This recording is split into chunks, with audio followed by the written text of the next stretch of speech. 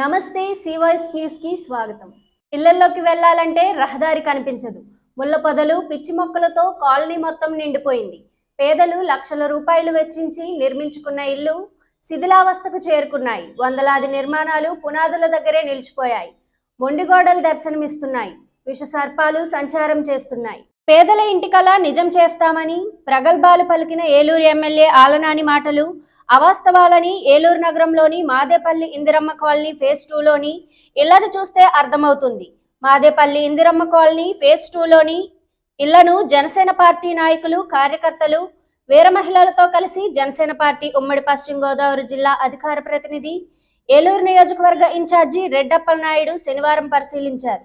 కాలనీలోని ఇళ్లను నివాసయోగ్యంగా లేకుండా చేసిన ఏలూరు ఎమ్మెల్యే, మేయర్, కార్పొరేటర్, కమిషనర్తో పాటు అధికారులపై రెడ్డప్పలనాయుడు తీవ్ర ఆగ్రహం వ్యక్తం చేశారు. ముఖ్యమంత్రిగా వైఎస్ రాజశేఖర్ రెడ్డి, ఎమ్మెల్యేగా ఆలనాని ఉన్న సమయంలో 2009లో 7,000కు పైగా పేదలకు ఇళ్ల స్థలాలు ఇచ్చారని, సొంత ఇంటికల నెరవేర్చామని గొప్పలకు పోయారన్నారు. 3 సార్లు ఎమ్మెల్యేగా, ఎమ్మెల్సీగా, ఉప ముఖ్యమంత్రిగా, వైద్య ఆరోగ్య శాఖ మంత్రిగా పదవులను అనుభవించిన ఆలనాని కాలనీలో ఏ విధమైన మౌలిక సదుపాయాలు కల్పించలేదన్నారు.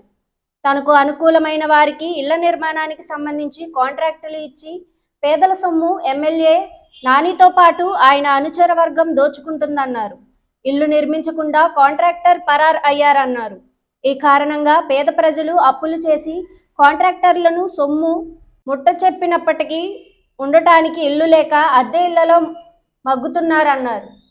ఎమ్మెల్యే ఆలనాని తన అనుచరులతో ఒక్కొక్క ఇంటి స్థలానికి 3-4 పట్టాలు సృష్టించి ఇచ్చి కోట్లాది రూపాయలు దోచుకున్నారని ధ్వజమెత్తారు. కాలనీలో ప్రజలు నివాసం ఉంటున్న ప్రాంతాల్లో రోడ్లు వేయలేదని, జనసంచారమే లేని ప్రాంతంలో వేసిన రోడ్లు బహిర్గ భూమికి వెళ్లేందుకు, మద్యం సేవించేందుకు అన్నట్లుగా ఉన్నాయన్నారు. మాదేపల్లి ఇందిరమ్మ కాలనీ ఎమ్మెల్యే ఆలనాని గాలికి వదిలేశారని ధ్వజమెత్తారు. కాలనీలో స్థితిగతులు ఎలా ఉన్నాయి, ప్రజలు ఏ విధంగా నివాసం ఉంటున్నారన్న విషయాన్ని తెలుసుకొని సమస్యలు పరిష్కరించాల్సిన ఎమ్మెల్యే నాని ఇంటికే పరిమితమయ్యారని ధ్వజమెత్తారు. ఇళ్ల పేరుతో మోసగించిన ఎమ్మెల్యే నానికి వచ్చే ఎన్నికల్లో పేదలు తగిన గుణపాఠం చెప్పి చిరస్థాయిగా ఇంటికే పరిమితం చేసేందుకు సిద్ధమయ్యారని హెచ్చరించారు. రెడ్డప్పలనాయుడు వెంట మాజీ deputy mayor Siripalli Prasad, Janasena party నగర అధ్యక్షులు నగిరెడ్డి కాశీ నరేష్, పార్టీ నాయకులు, కార్యకర్తలు, వీర మహిళలు, స్థానిక ప్రజలు ఉన్నారు. ఇదే విధంగా ఇండివిజువలిటీ ఇల్లు అయినటువంటి ఇక్కడ మనం ఉన్నాం.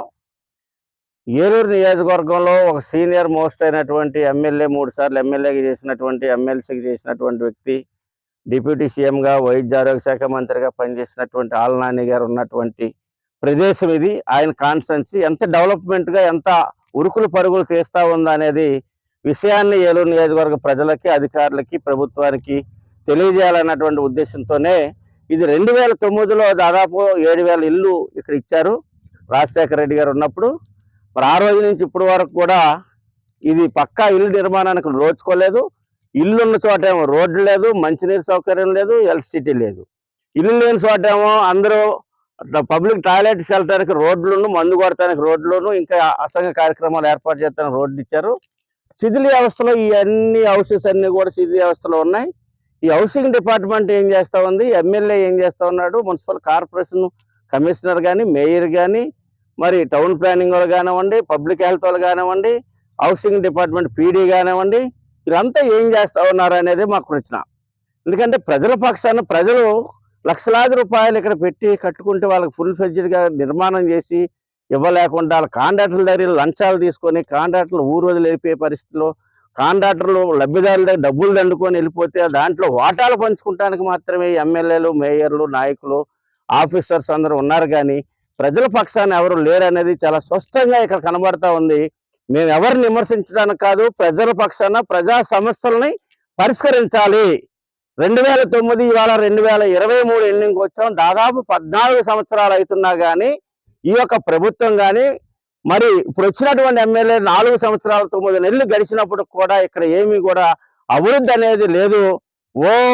అభివృద్ధి చేసాం, ఇన్ని వేల ఇల్లు ఇచ్చామనేటువంటి ప్రచారం చేసుకున్నటువంటి ఎమ్మెల్యేకి కనీసం కళ్ళు తెరిచి ఒకసారి ఇక్కడికి వచ్చి ఇన్స్పెక్షన్ చేయాలని గారు ఇక్కడ ఉన్నటువంటి పేద ప్రజల డబ్బులన్నీ కూడా ఇక్కడే ఉన్నాయి, నీకు ఇచ్చినటువంటి కమిషన్లు కూడా ఇక్కడే ఉన్నాయి. ఒకసారి ఆలోచన చేసి ఇవన్నీ కూడా ఈ సమస్యలు తక్షణం పరిష్కారం చేయాలని చెప్పేసి ఏలూరు నియోజకవర్గ జనసేన పార్టీ తరఫు నుంచి డిమాండ్ చేస్తా ఉన్నాం. కాని పక్షంలో తగిన సమయంలో మీకు గుణపాఠం చెప్తానికి ప్రజలు సిద్ధంగా ఉన్నారని హెచ్చరిస్తా ఉన్నాం. గ్రామాల అభివృద్ధి ధ్యేయంగా రాష్ట్ర ముఖ్యమంత్రి వైఎస్ జగన్మోహన్ రెడ్డి పనిచేస్తున్నారని చింతలపూడి ఎమ్మెల్యే ఉన్నమట్ల ఎలీజా తెలిపారు. చింతలపూడి మండలంలో ఉర్లగూడెం గ్రామంలో సుమారు ₹1 కోటి ఖర్చుతో నిర్మించిన గ్రామ సచివాలయం, ఆర్బీకే కేంద్రం, ఆరోగ్య కేంద్రం భవనాలను ఎమ్మెల్యే ప్రారంభించారు.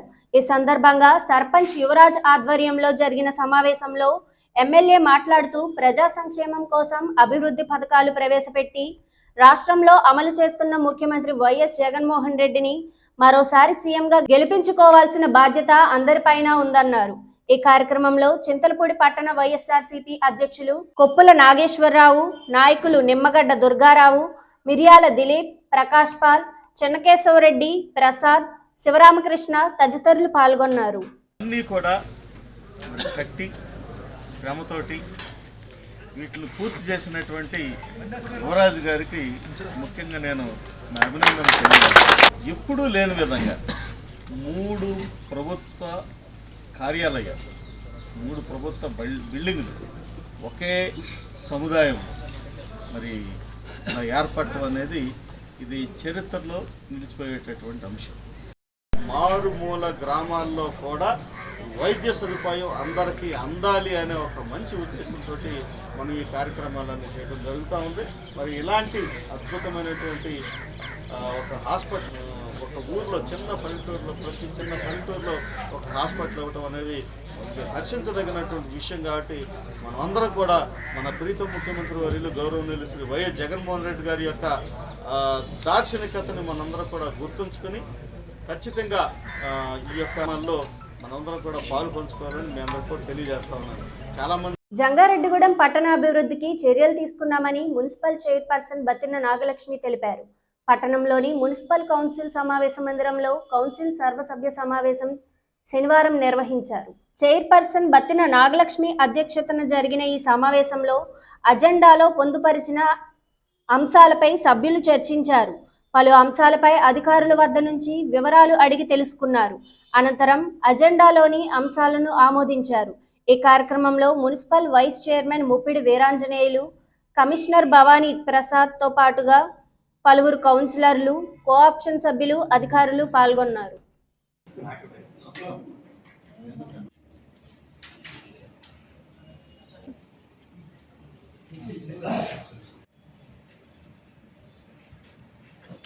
లక్షలు మంది చేస్తున్నారు. 3 చేస్తున్నారు. 50 లక్షలు ప్రభుత్వం వారు ఆర్థిక పరిస్థితులు చూసుకోవాలని అంటున్నారు.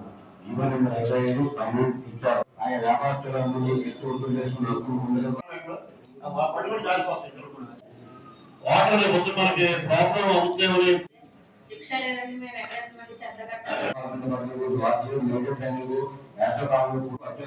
నామినేషన్ పద్ధతిలో చేరి మరియు మొత్తం రాష్ట్ర వ్యాప్తంగా నిర్వహిత సమితిలో భాగంగా గోదావరి వ్యాప్తంగా సుమారు 3 వేల కంగళ ప్రవేశం వివరణ 920 ఇప్పుడు అమరాలు కాంట్రాక్టర్ వారిని పట్టణ వారి టీసీ రోడ్డు మరియు ఆర్టీసీ కాలువలను పామర్తి లక్ష్మణరావు గవర్నమెంట్ ఇంటి గ్యాస్ 4,550 అవుతుంది మేడం.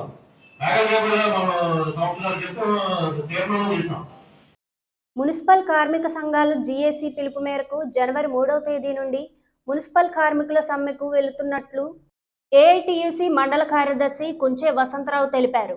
జంగారెడ్డిగూడెం మున్సిపల్ కార్యాలయం నుండి ఆర్టీసీ బస్టాండ్ వరకు మున్సిపల్ వర్కర్లతో ప్రదర్శన నిర్వహించారు. ఈ సందర్భంగా వసంతరావు మాట్లాడుతూ మున్సిపల్ కార్మికులను పర్మనెంట్ చేయాలని, సమాన పనికి సమాన వేతనం చెల్లించాలని ప్రభుత్వాన్ని డిమాండ్ చేశారు.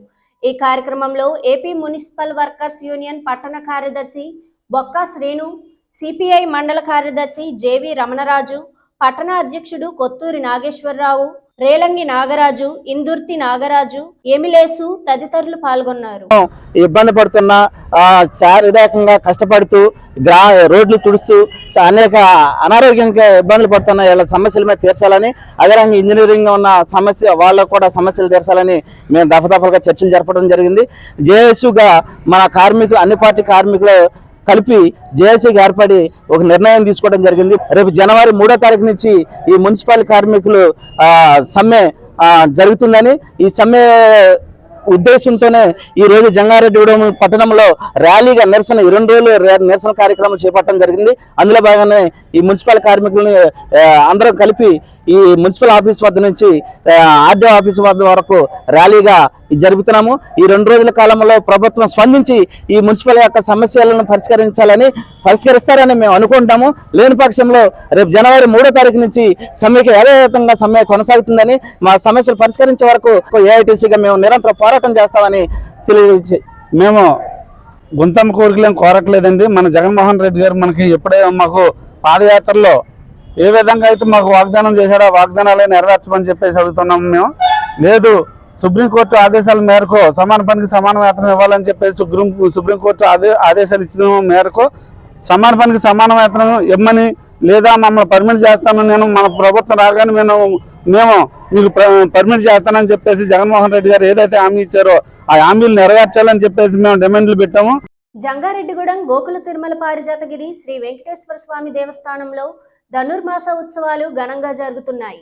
ఈ ఉత్సవాల్లో భాగంగా శనివారం గోదాదేవికి సాంప్రదాయబద్ధంగా సారెను సమర్పించారు. కొయ్యలగూడెం మండలం దిప్పకాయలపాడు గ్రామానికి చెందిన గ్రామ వికాస తరంగిణి భక్త బృందం పసుపు, కుంకుమ, గాజులు, వివిధ రకాల పుష్పాలు, పండ్లు, నూతన వస్త్రాలు, పలు రకాల ద్రవ్యములతో అమ్మవారికి అత్యంత భక్తి శ్రద్ధలతో సారె సమర్పించారు. ఈ సందర్భంగా ఆలయ ప్రధాన అర్చకులు నల్లూరి రవికుమార్ ఆచార్యుల ఆధ్వర్యంలో అమ్మవారికి విశేష పూజ జరిపి మంగళహారతి సమర్పించారు. అనంతరం భక్తులకు అమ్మవారికి సమర్పించిన సారెలోని పదార్థాలను ప్రసాదంగా అందజేశారు. ఈ కార్యక్రమంలో ఆలయ కార్యనిర్వహణాధికారి మానికల రాంబాబు, ఆలయ కమిటీ సభ్యులు వాసవి సాయి నాగేష్, దండు ధనరాజ్, రెడ్డి రంగప్రసాదరావు, వికాస తరంగిణి అధ్యక్షురాలు శ్యామల తదితరులు పాల్గొన్నారు.